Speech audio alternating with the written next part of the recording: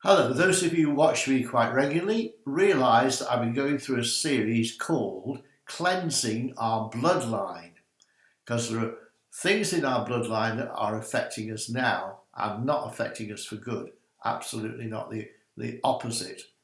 We've been through breaking curses. That was the last batch of videos, and that was stage one. Now I'm on to stage two, annulling evil covenants. To annul means to cancel. Now, although as Christians we benefit from the glorious new covenant in the blood of Jesus, every one of us, regardless of our culture, evil blood covenants have been made. Now, what is a covenant? A covenant, by definition, is an agreement between two parties accompanied by a sacrifice of some kind. Blood is usually shed to ratify or confirm the covenant. Now, this may seem strange to us in our modern culture because we don't do blood covenants in the West, but certain areas of the world still do blood covenants. And in the cultures of those people, and probably in our cultures, even if we go back enough, we'll find blood covenants were practiced.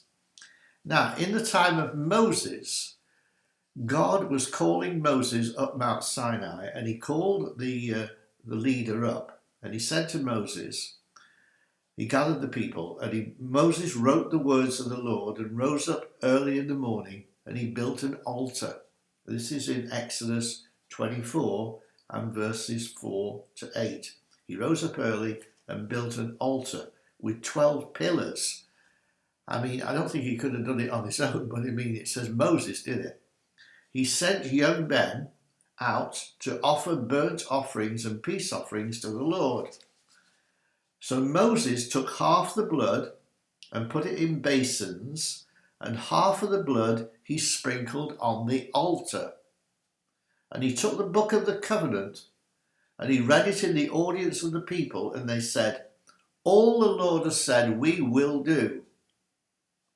And Moses took the blood and sprinkled it on the people and said, "Behold the blood of the covenant which the Lord has made with you concerning all these words."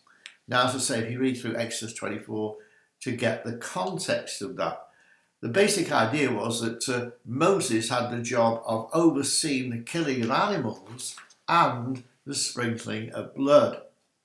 Now, if you read on, you'll see that Moses and the leaders of the people, then had a covenant meal together in the presence of the Lord.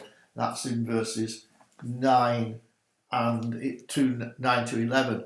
And Moses and Aaron, Nadab and Abihu, and 70 of the elders of Israel, they saw the God of Israel, and there was under his feet a paved work of sapphire stones, as if it were the body of heaven in his clearness. And upon the nobles of the children of Israel he laid not his hand, and they all saw God and did eat and drink. So God allowed Moses and the leaders, 70 plus leaders of Israel, to see him in that his supernatural presence, and a meal was had.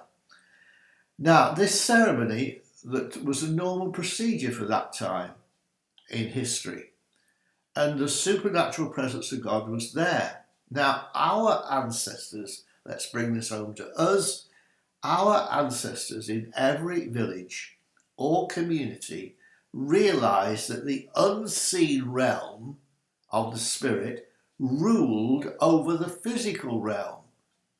Now, nowadays, people poo-poo that. They say, no, that's not right. But in olden times, they were wiser than we were. They realized that the unseen realm of the spirit ruled over the visible realm. And every village and people had their local gods who they relied upon to empower them to be stronger than their enemies. There was usually a lot of fights going on about land rights and whose field is that and whose village is that. Now, they often had wooden statues. Think about cowboys and Indians. You know, the Indians in America, the indigenous people, they had totem poles. They carved out these wooden statues. The Philistines had a totem pole called Dagon, Dagon.